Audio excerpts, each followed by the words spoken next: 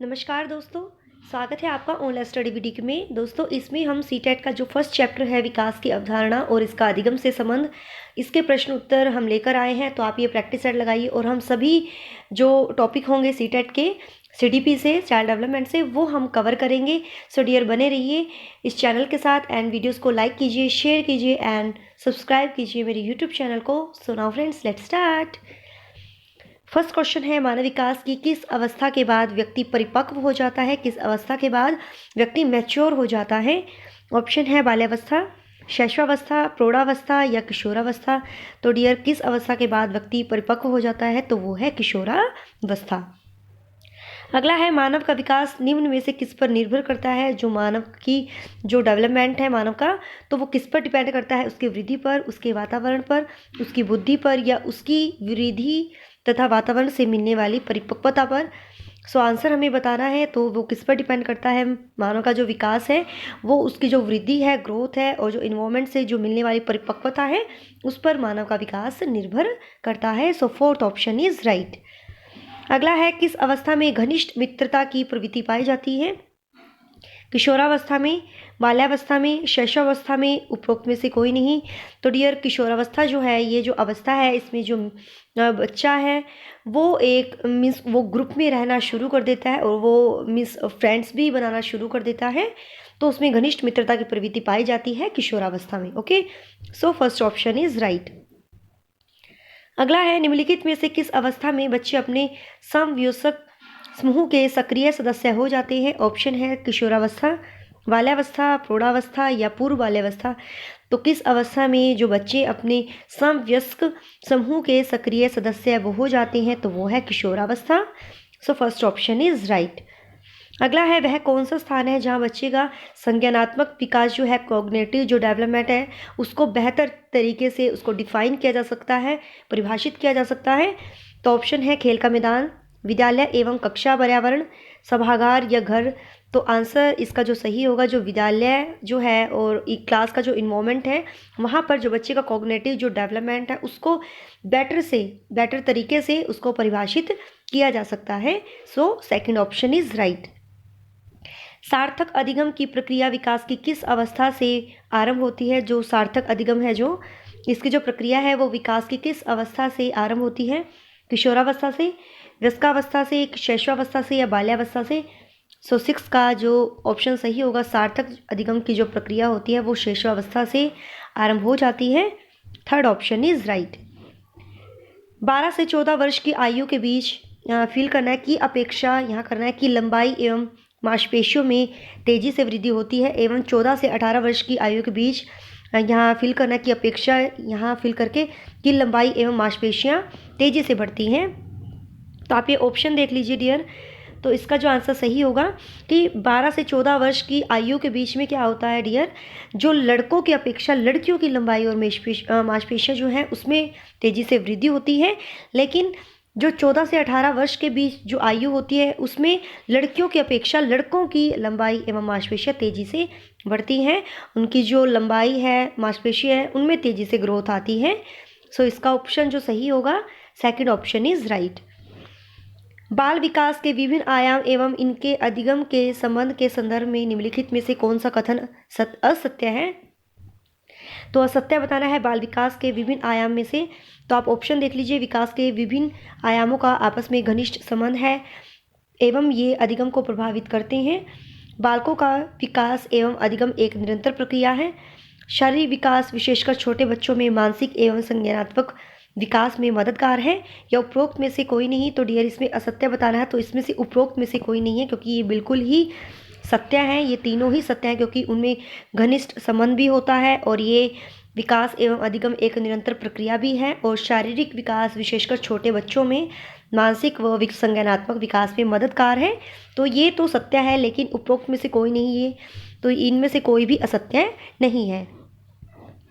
अगला है, बाल विकास के अध्ययन में निम्नलिखित में से किन बातों को शामिल किया जाता है? ऑप्शन है, आयु के साथ होने वाले परिवर्तनों का क्या स्वरूप होता है? बालक में होने वाले परिवर्तनों का विशेष आयु के साथ क्या संबंध है? बालकों में पाई जाने वाली व्यक्तिगत विभिन्नताओं के लिए किस प्रकार के आनुवंशिक एवं परिवेशजन्य प्रभाव उत्तरदायी होते हैं? तो ऑप्शन बताना है कि इनमें से किसका जो अध्ययन बाल विकास में किया गया है, किन बातों को शामिल किया गया है।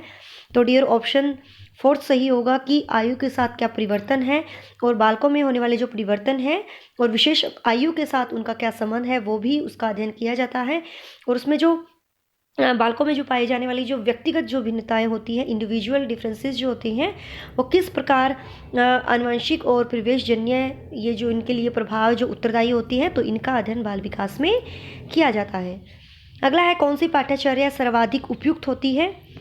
ऑप्शन है बालक के शारीरिक व मानसिक विकास के अंत संबंधों के अनुकूल, देश की सभ्यता संस्कृति के अनुकूल, बालक के शारीरिक एवं सामाजिक विकास के अंतर संबंधों के अनुकूल, उपरोक्त में से कोई नहीं। तो कौन सी पाठ्यचर्या सर्वाधिक उपयुक्त होगी? 10th का आंसर फर्स्ट होगा कि जो बालक के शारीरिक व मानसिक विकास के अंत संबंध होगी, उनसे रिलेटेड होगी। जो हमारा पाठ्यचर्या है वो बालकों के फिजिकली और मेंटली जो मेंटल जो डेवलपमेंट है उसके अनुकूल होगी, उनसे रिलेटेड होगी वो। ओके, सो 10th का फर्स्ट ऑप्शन इज राइट। बच्चों के संज्ञानात्मक विकास को सबसे अच्छे तरीके से कहाँ परिभाषित किया जा सकता है? कॉग्निटिव डेवलपमेंट को खेल के मैदान में, विद्यालय एवं कक्षा में, ऑडिटोरियम में, गृह में। तो सेकंड ऑप्शन राइट होगा, विद्यालय एवं कक्षा में बच्चे का जो कॉग्निटिव जो डेवलपमेंट है उसको अच्छे तरीके से वहाँ परिभाषित किया जा सकता है। नेक्स्ट क्वेश्चन है, निम्नलिखित में से कौन सा विकास छोटे बच्चों में मानसिक व निम्नलिखित में से कौन सा विकास छोटे बच्चों में मानसिक व संज्ञानात्मक विकास में सर्वाधिक मददगार है? सामाजिक विकास, शारीरिक विकास, सामयिक विकास या भाषाई विकास? सो 12 का जो आंसर सही होगा, सेकंड ऑप्शन सही होगा। शारीरिक विकास जो है वो छोटे बच्चों में मानसिक व संज्ञानात्मक विकास में सर्वाधिक मददगार होता है, हेल्पफुल होता है। So second option is right. जब किशोर में किसी वस्तु, समस्या या परिस्थिति के लिए निजी स्तर पर निर्णय लेने की क्षमता का विकास परिपक्व होने लगता है, तो इस विकास को कहते हैं। ऑप्शन है भाषाई विकास, संज्ञानात्मक विकास, सामाजिक विकास या मनोगत्यात्मक विकास। सो 13 का आंसर जो होगा डियर, जब किसी किशोर में किसी वस्तु या समस्या परिस्थिति के लिए वो निजी स्तर पर, पर्सनल लेवल पर वो निर्णय लेने की क्षमता का विकास उसमें होने लगता है, परिपक्व वो होने लगता है, तो उसे कहते हैं संज्ञानात्मक विकास, कॉग्निटिव डेवलपमेंट। निम्नलिखित में से कौन सा बालक के सामाजिक विकास को प्रभावित नहीं करता है? सामाजिक विकास को, सोशल डेवलपमेंट को? बुद्धि, तर्क शक्ति, भाषा प्रयोग की क्षमता, उपरोक्त में से कोई नहीं। तो 14 का जो आंसर सही होगा, इनमें से कोई भी जो कारक है वो बालक के सामाजिक विकास को प्रभावित नहीं करता है। सो फोर्थ ऑप्शन इज राइट। विकास की प्रक्रिया में यहाँ फिल करना है जीवन मूल्यों, व्यक्तित्व, व्यवहार इत्यादि का विकास भी शामिल है। तो इनमें से बताना है कौन सा? दृष्टिकोणों, स्वभाव, रुचियाँ या आदतों? तो 15 का आंसर सही होगा। जो विकास की जो प्रक्रिया है उसमें दृष्टिकोण भी इंक्लूड है, स्वभाव भी उसमें इंक्लूड होता है, रुचियाँ और आदत ये सभी विकास में ये शामिल होते हैं। सो फोर्थ ऑप्शन इज राइट। अवधारणाओं का विकास मुख्य रूप से किसका हिस्सा है? बौद्धिक विकास का, शारीरिक विकास का, सामाजिक विकास का या संवेगात्मक विकास का? सो 16 का फर्स्ट ऑप्शन सही होगा, बौद्धिक विकास का। आपकी कक्षा का एक छात्र राजू शारीरिक विकास की दृष्टि से काफ़ी पिछड़ा हुआ है। आपको विकास के निम्नलिखित में से किस आयाम में राजू के पिछड़ने की चिंता हो सकती है? ऑप्शन है संवेगात्मक विकास, बौद्धिक विकास, सामाजिक विकास। तो ऑप्शन बताने हैं किस आयाम में राजू के पिछड़ने की चिंता हो सकती है। 17 का आंसर हमें बताना है। तो डियर, अगर वो फिजिकली मीन्स डेवलपमेंट की दृष्टि से वो काफ़ी पिछड़ा हुआ है, तो वो संवेगात्मक रूप से भी वो पिछड़ने इसमें चिंता बनी रहती है इस आयाम में, संवेगात्मक विकास में, बौद्धिक विकास में और सामाजिक विकास में। ये तीनों ही जो आयाम है राजू के पिछड़ने की चिंता हो सकती है, क्योंकि जो शारीरिक विकास होता है वो सभी के साथ रिलेट होता है, उनसे रिलेटेड होता है, उनके साथ जुड़ा होता है। Okay, so fourth option is right.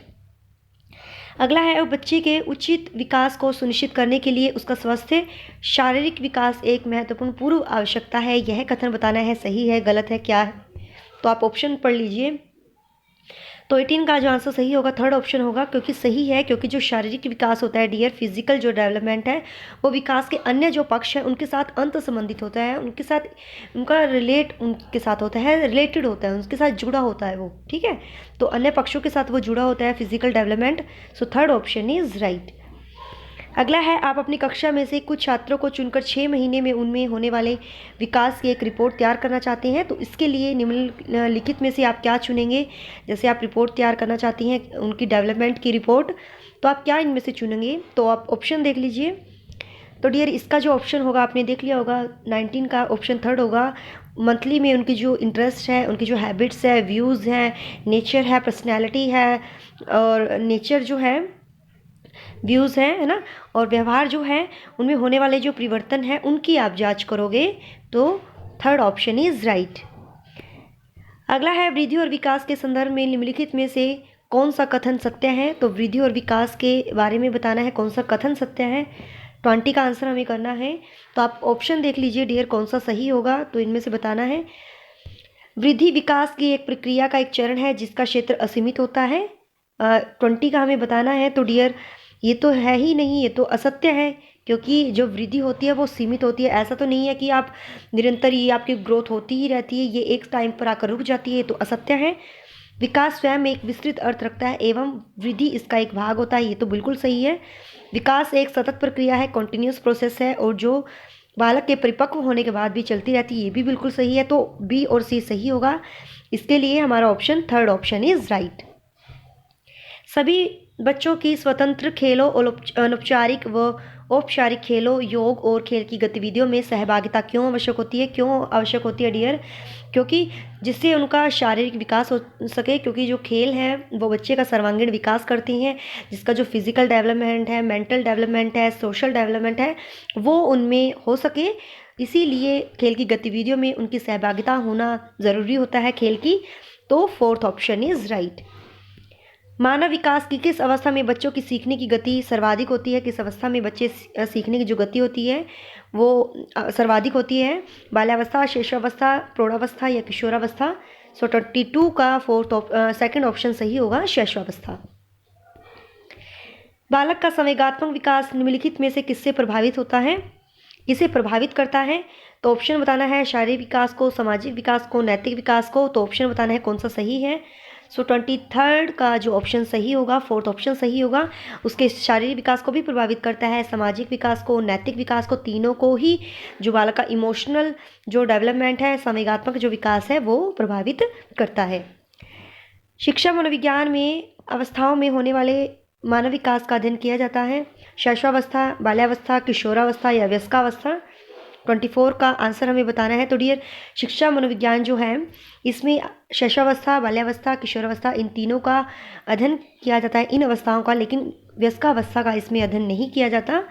So second option is right. सभी बच्चों का स्वस्थ शारीरिक विकास सभी प्रकार के विकास की पहली शर्त है। इसके लिए किन मूल आवश्यकताओं पर ध्यान देना आवश्यक है? तो ऑप्शन है पौष्टिक आहार, शारीरिक व्यायाम, मनोवैज्ञानिक सामाजिक ज़रूरतें। तो बताना है कि जो बच्चे का स्वस्थ शारीरिक विकास है सभी प्रकार के विकास की पहली शर्त है, और इसके लिए मूल आवश्यकताओं पर ध्यान देना किस पर आवश्यक है? 25 का जो आंसर सही होगा, फोर्थ ऑप्शन होगा, जो उसका पौष्टिक आहार है, और शारीरिक व्यायाम भी इसके लिए ज़रूरी है, और जो मनोवैज्ञानिक जो सामाजिक ज़रूरतें होती हैं, ये तीनों ही आवश्यकताएं पर ध्यान देना ज़रूरी है अगर बच्चे का स्वस्थ शारीरिक विकास अगर आप चाहते हो तो। Okay, so fourth option is right. मानव विकास को क्षेत्रों में विभाजित किया जाता है जो है, तो मानव विकास का जो क्षेत्र है वो विभाजित किया गया है। 26 का आंसर हमें बताना है। तो आंसर फोर्थ सही होगा, जो मनोवैज्ञानिक, संज्ञानात्मक, संवेगात्मक और शारीरिक। सो फोर्थ ऑप्शन इज राइट। प्राथमिक स्तर पर एक अच्छे शिक्षक में सबसे महत्वपूर्ण जो विशेषता मानी जाती है प्राइमरी लेवल पर, तो सबसे ज़्यादा ज़रूरी इसके लिए होता है, बताना है, पढ़ाने की उत्सुकता, धैर्य और दृढ़ता, विषयों के ज्ञान में दक्षता या शिक्षण पद्धतियों के ज्ञान की दक्षता। तो सबसे महत्वपूर्ण जो माना जाता है धैर्य और दृढ़ता, उसमें पेशेंस होना बहुत ज़रूरी होता है एक टीचर में प्राइमरी लेवल पर। सो 27 का सेकंड ऑप्शन इज राइट। विकास शुरू होता है, तो डियर पता है विकास शुरू होने लगता है प्रसव पूर्व अवस्था से। So second option is right. किशोरों की सबसे नाजुक व संवेदनशील जो समस्या होती है, व्यवसाय संबंधी समस्या, यौन संबंधी समस्या, समायोजन संबंधी समस्या या प्रश्नाभ्यास संबंधी समस्या। सो सबसे इम्पोर्टेंट जो समस्या मानी जाती है नाजुक मीन्स संवेदनशील सेंसिटिव जो प्रॉब्लम मानी जाती है किशोरों की वो है यौन संबंधी समस्या। Second option is right.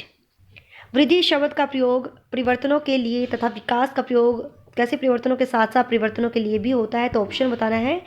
30 का आंसर हमें बताना है। तो डियर, वृद्धि शब्द का जो प्रयोग है वो परिमाणात्मक परिवर्तनों के लिए तथा विकास का प्रयोग परिमाणात्मक परिवर्तनों के साथ साथ व्यावहारिक परिवर्तनों के लिए भी किया जाता है। तो answer third option is right. So dear, यही थे जो हमारा चैप्टर 1 था सीटेट का। ये इंपॉर्टेंट क्वेश्चन थे। डियर, वीडियोस को लाइक कीजिए, शेयर कीजिए एंड सब्सक्राइब कीजिए मेरे चैनल को। टिल देन बाय बाय, रब रखा, जय भोलेनाथ।